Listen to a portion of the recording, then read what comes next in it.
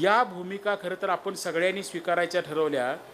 संस्कार, संकल्प आणि सिद्धी या त्रिसूत्रीच्या माध्यमातून महाराष्ट्राला नव्या महाराष्ट्राची ओळख करून देण्याची धमक घेऊन या पन्हाळा तालुक्यातल्या लोकांनी सुरू केलेलं हे काम खरं तर आज वेगळ्या पातळीवर नेण्याचा आपण प्रयत्न करतोय. मला आपल्याला सांगितलं पाहिजे की तुमच्या माझ्या आयुष्यात अनेक प्रसंग आले. प्रामुख्यानं सत्तेचा काळ बघितला, सत्ता गेल्याचा काळ बघितला. महाराष्ट्रातल्या सगळ्या प्रमुख पक्षांनी या छोटासा पक्ष आपल्याला चॅलेंज देतोय, हा एक पक्ष आपल्या सगळ्यांच्या समोर महाराष्ट्रामध्ये लोकांना वेगळ्या दिशेनं नेण्याचं सामर्थ्य देतोय, या पक्षाला तिथंच थांबवायचा प्रयत्न करा. ह्याचे अनेक झालेले प्रयोग खरं तर आपण सगळ्यांनी त्या ठिकाणी अनुभवले. अनेक लोक मोठ्या मोठ्या पक्षातली कुठं गेली आणि का गेली त्याचा उल्लेख ह्या व्यासपीठावर मला करायला पाहिजे असं मला वाटत नाही. पण मला तुम्हाला ह्या निमित्तानं सांगितलं पाहिजे की आम्हाला कधी वाटलं नव्हतं की खरं तर एवढे मोठे पक्ष फुटू शकतात आणि एकमेकाच्या विरोधातल्या वेगवेगळ्या संकल्पना घेऊन लोकांच्या पुढं जाऊ शकतात.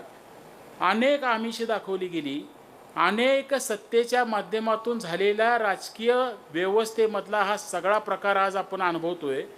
मला तुम्हा सगळ्यांना ह्या ठिकाणी स्वाभिमानानं सांगावं असं वाटतं की ह्या सगळ्या महाराष्ट्रातल्या राजकीय चिखलाकडे ज्या वेळेला आपण बघतो त्यावेळेला मला स्वतःला एक समाधान वाटतं की माझ्या पन्हाळा तालुक्यातल्या सामान्य माणसांच्या प्रेमातनं निर्माण झालेला ज्योतिबाच्या गुलालाचं पावित्र्य हातात घेऊन काम करणारा हा पक्ष या सगळ्या काळामध्ये स्वतःच्या नावावर एक बरबटासुद्धा त्या ठिकाणी लावून घेतला नाही.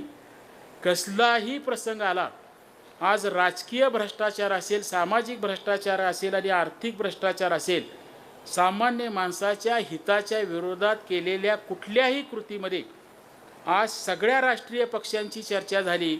पण ह्यामध्ये जनसुराज्यावर बोट उचलायचं धाडस आज ह्या महाराष्ट्रात कोण करू शकत नाही.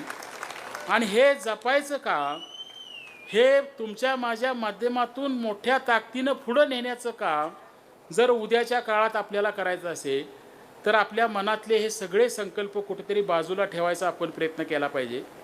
ह्या सगळ्या राजकीय माझ्या आयुष्यातल्या वाटचालीमध्ये मी मगाशी म्हटल्याप्रमाणे प्रचंड मोठं प्रेम ह्या तालुक्यानं मला दिलं आणि ह्या प्रेमाचं प्रतीक म्हणून खरं तर मी काही काम त्या ठिकाणी करू शकलो. माझ्या हातनं जे मला करता येईल ह्या तुमच्या सगळ्यांच्या माध्यमातून अनेक सामान्यातनं असामान्य माणसं निर्माण करायचा आपण प्रयत्न केला. अनेक पदाधिकारी झाले.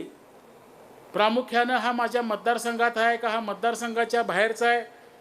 आज माझ्या वाट्याला आलेली मार्केट कमिटीची एखादी जागा मी पांडुरंग काशीदला द्यावी का देऊ नये, शेतकरी संघासाठी आलेली एखादी जागा बाबासाहेब शिंदेसारख्या आज करवीर मतदारसंघामध्ये काम करणाऱ्या कार्यकर्त्याच्या वाट्याला द्यावी का देऊ नये, आज मार्केट कमिटीमध्ये माझ्या वाट्याला आलेली एक जागा आमच्या पनुद्र्याच्या सरदार पाटलासारख्या एका कार्यकर्त्याला द्यावी का देऊ नये, असा विचार कधीही आमच्या मनाला शिवला नाही.